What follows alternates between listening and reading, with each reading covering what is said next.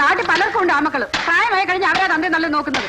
കർത്താവ് എനിക്ക് നിന്നിട്ടുണ്ടൊരു മോനെ എന്നെ കഷ്ടപ്പെടുത്താനായിട്ട്. ഞാൻ എന്ത് വേണം അമ്മച്ചി പറയുന്നത്? അതെങ്കിൽ പറഞ്ഞാൽ അതുപോലെ നടക്കായിരുന്നു. നിനക്ക് പറഞ്ഞുതരാൻ തന്നെ കുറവേ ഉള്ളൂ. അവനെ മാത്രം കുറ്റം പറയുന്നത് എന്തിനാ? അവൻ കുഞ്ഞല്ലേ. ദോണ്ട നിന്ന് ഉരയ്ക്കുന്ന ഒരുത്തൻ കാലുമടക്കി ഒരു ഒറ്റ തൊഴിയെന്ന് വെച്ചു കൊടുക്കണം. അഹങ്കാരി. 19 വയസ്സായില്ലടാ നിനക്ക്. ഇന്ന് വരെ ദേഹം എനിക്ക് 10 വയസ്സാ നീ സമ്പാദിച്ചിട്ടുണ്ടോ? ദേഹാനങ്ങളെന്ന് പറഞ്ഞാൽ ഞാനിവിടെ എന്ത് ചെയ്യണമെന്നാ? അതമ്മ പറ.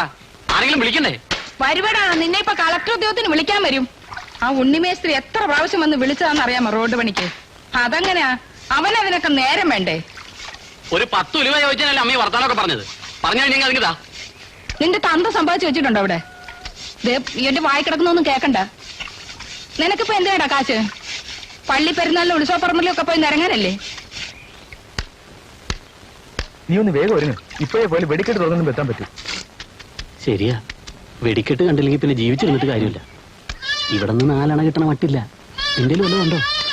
ഛേ, പോയില്ലെങ്കിൽ ആകെ പ്രശ്നമാവുമല്ലോ. നീ ഇവിടെ നിൽക്ക്, ഞാനിപ്പോ വരാം. ശരി.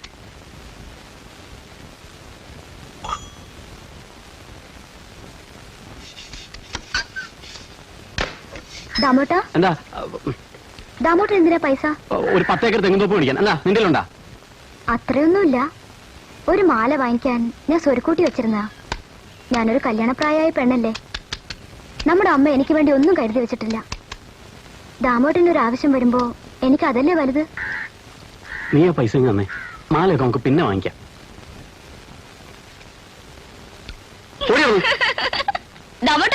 ഒരു കിണ്ണം വിറ്റ 10 ഏക്കർ തെങ്ങുന്ന പോകാനുള്ള കാശ് കിട്ടോ? അയ്യോ, എന്റെ കിണ്ണെടുത്തോണ്ട് പോയി. അവിടെ നിൽക്കാൻ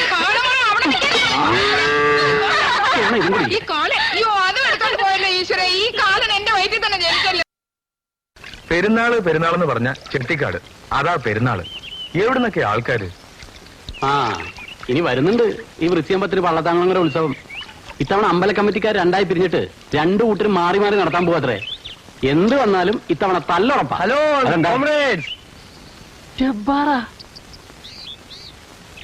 എത്ര കാലമായിട്ടാ നിന്നെ കണ്ടിട്ട്. ഇപ്പൊ പെരുന്നാളിന് ഉത്സവത്തിനൊന്നും നിന്നെ കാണാറേ ഇല്ലല്ലോ.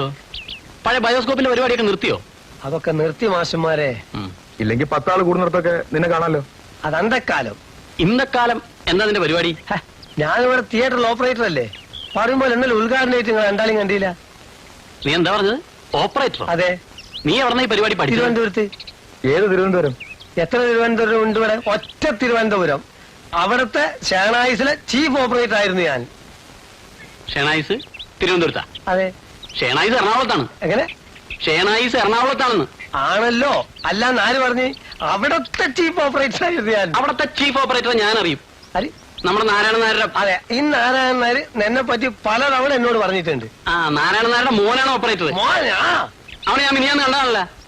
എന്നിട്ട് നിന്റെ ആരും ഒന്നും പറഞ്ഞില്ല. മറന്നുപോയില്ലേ? ഉരുളല്ലേ. എടാ, കഴിഞ്ഞ മാസമല്ലേ നിന്നെ കരിങ്കുളത്തെ കന്നുകാലി ചന്തക്ക് കണ്ടത്? നീ സത്യം പറ. എടാ, ഓടിയന്റെ അടുത്ത് മായം വേണ്ട കേട്ടോ. പൊന്നു സഹോദരന്മാരെ, നിങ്ങൾ ഹലാക്കിണ്ടാക്കരുത്. ഞാനൊരു ചെറിയ ജാടയിൽ അങ്ങനെ നിന്നു പോവുകയാണ്.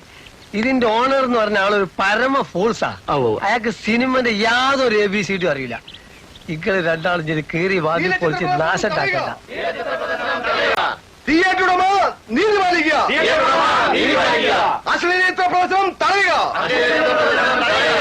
എങ്ങോട്ടാണ് ഈ സമൂഹത്തിന്റെ പോക്ക്? ഇക്കിളിപ്പെടുത്തുന്ന ഹീനവികാരങ്ങൾ ഊതുവീർപ്പിച്ച് കലയുടെ പേരിൽ സ്ത്രീകളുടെ നഗ്നത പ്രദർശിപ്പിച്ച് പണം പിടുങ്ങുന്ന ഈ ഏർപ്പാടിനെതിരെ ജനം പ്രതികരിക്കണം. താർക്കോവിസ്കി, പോവാൻസ്കി തുടങ്ങിയ മഹാരഥന്മാരുടെ സിനിമകൾ നിങ്ങൾ കണ്ടിട്ടുണ്ടോ? അതിൽ നഗ്നതയുണ്ട്. പക്ഷേ ആ നഗ്നത ചലച്ചിത്ര സംസ്കാരത്തിന്റെ ഉത്തമ ഉദാഹരണങ്ങളാണ്. എന്നാൽ ഇവിടെയോ ഭാരത സ്ത്രീകളുടെ തുണിയുരിഞ്ഞ് ശരീരം പ്രദർശിപ്പിച്ച് പാരമ്പര്യത്തെയും സംസ്കാരത്തെയും നശിപ്പിക്കുന്ന ചില നരാധപന്മാരുടെ കൈകളിലാണ് നമ്മുടെ സിനിമയെന്ന് ഓർക്കുമ്പോൾ എന്റെ ഹൃദയം നികുകയാണ്. ഞാൻ വീർപ്പ് മുട്ടുകയാണ്. മൈക്ക് ശ്രീ വിശ്വംഭരനെ ഏൽപ്പിക്കുന്നു. സുഹൃത്തുക്കളെ, നമ്മുടെ സംസ്കാരത്തെ ഇട്ട് കോലി കളിക്കുന്ന സിനിമ നമുക്ക് വേണ്ട. 1947 ബ്രിട്ടീഷുകാർ ഇന്ത്യ വിട്ടപ്പോൾ പലതും തഴഞ്ഞിട്ട കൂട്ടത്തിൽ ഇതും തഴഞ്ഞിട്ടുകൊണ്ടുപോയി നമ്മുടെ സിനിമ. എന്താണ് സിനിമ? കാശ് കൊടുത്ത് ടിക്കറ്റ് എടുത്ത് തിയേറ്ററിനകത്ത് ഇരട്ടത്ത് കാണിക്കുന്ന ഒരു പ്രക്രിയയാണ് സിനിമ. എന്തുകൊണ്ടത് വെളിച്ചത്ത് കാണിച്ചുകൂടാ? അത് തന്നെ ഒരു കള്ളത്തരമല്ലേ എന്ന് ഞാൻ ചോദിക്കാൻ ആഗ്രഹിക്കുകയാണ് സുഹൃത്തുക്കളെ. തിയേറ്റർ ഉടമ മറുപടി പറയണം. സ്ത്രീകളെ കുളിക്കാനും കുളിപ്പിക്കാനും ഉപയോഗിക്കുന്ന ഒരു ഇതാക്കി മാറ്റിയിരിക്കുകയാണ് സിനിമ. വളരുന്ന തലമുറയ്ക്ക് ഒരു തീരാ ശാപമാണ്. ഇത്തരം സിനിമാ പടം പിടിക്കുന്നവർക്ക്, ആ പടം ഇവിടിട്ട് കളിപ്പിക്കുന്നവർക്കുമെതിരെ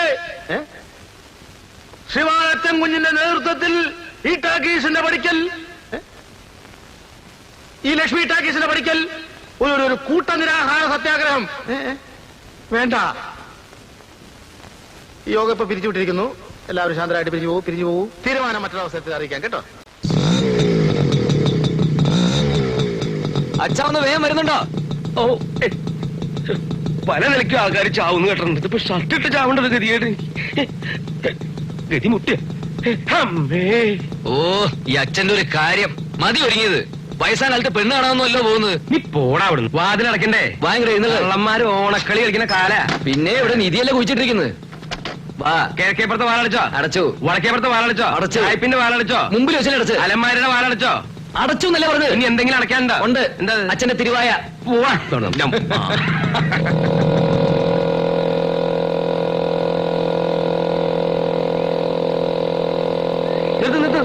നിർത്ത്. അയ്യോ എന്തിനാ? തലകുത്തി മറിയാൻ. എനിക്ക് അല്പം മൂത്രം ഒഴിക്കണം. വീട്ടിൽ നിന്ന് ഇറങ്ങുമ്പോ ഇതൊക്കെ കഴിഞ്ഞിട്ട് ഇറങ്ങിയാ പോരായിരുന്നോ? ആ ഇത് നമ്മുടെ മാധവൻ നമ്പ്യാര് വീടല്ലേ? നീ അയാളെ ക്ഷണിച്ചാ? ഏത് മാധവൻ നമ്പ്യാര്? മിലിറ്ററിയിലെ മാധവൻ നമ്പ്യാര്, അച്ഛന്റെ ഏക സുഹൃത്ത്. ഞാൻ പലപ്പോഴും പറയാറില്ലേ? അവിടെ നിന്ന് ഞാൻ എല്ലാം പറഞ്ഞിട്ടുണ്ട്. അവിടെ ചെന്നിട്ട് മൂക്കറ്റം പൂശാനില്ലേ? ഉദ്ഘാടനത്തിന് സമയം വണ്ടി കയറ്. അപ്പൊ നിനക്കിത് മനസ്സിലായില്ലേ? കള്ളൻ. ആ പിടിച്ചിരുന്നോ? വിട്ടോ? ശരിക്കും പിടിച്ചോ?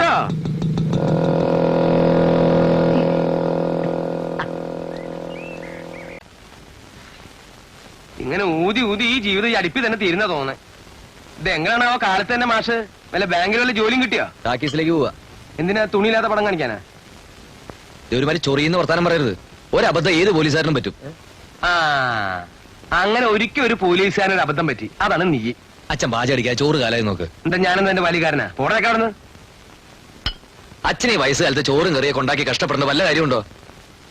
വീട്ടില് സ്ത്രീകൾ ആരെങ്കിലും ഉണ്ടെങ്കിൽ അച്ഛനെ വിശ്രമിക്കാം. കാര്യങ്ങളെല്ലാം വെടിപ്പായിട്ട് നടക്കുകയും ചെയ്യും. അച്ഛനെന്താന്ന് ചിന്തിക്കാത്തത്? ഇനിയിപ്പോ അതൊക്കെ ചിന്തിച്ചിട്ട് എന്താ കാര്യം? ഇത്രയും കാലം ഞാനിവിടെ ഒറ്റയ്ക്കല്ലേ കഴിഞ്ഞത്?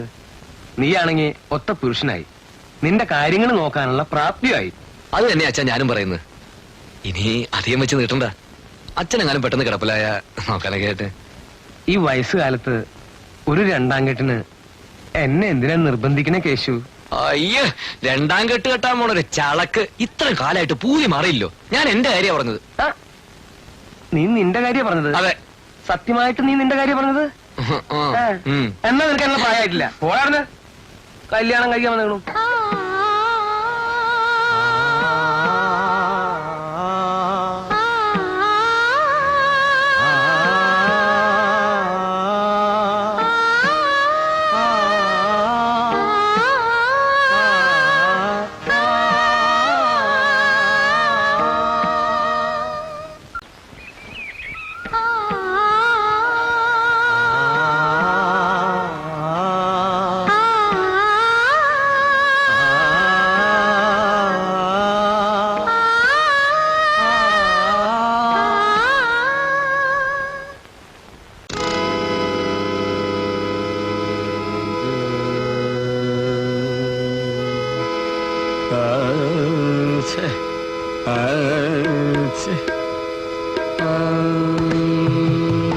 Ready? 1, 2, 3, 4. Ta la la, ta la la la la la la la la, ta la la la, ta la la, ta la la. Situation നോക്കി ഒരു ട്യൂണിട്. നാടകത്തിലെ ഗീത മരിച്ച ദുഃഖത്തില് രവി പാടുന്ന പാട്ടാണത്. വിരഹഗാനം. ആ സ്വന്തമായിട്ട് വല്ല കൊണ്ട് ഇട്ടാ മതി. എന്നാ പിടിച്ചോ.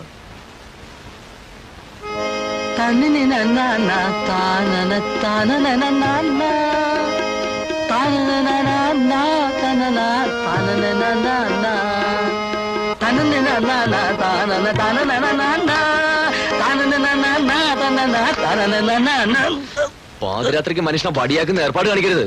അമ്പിളി അമ്മാവ താമര കുമ്പിളിൽ എന്തുണ്ടെന്ന് പാടിയ ഞങ്ങൾക്ക് ആർക്ക് മനസ്സിലാവില്ലെന്ന് വിചാരിച്ചോ? എനക്ക് മനസ്സിലായി. എനിക്ക് മനസ്സിലായില്ലായിരുന്നു.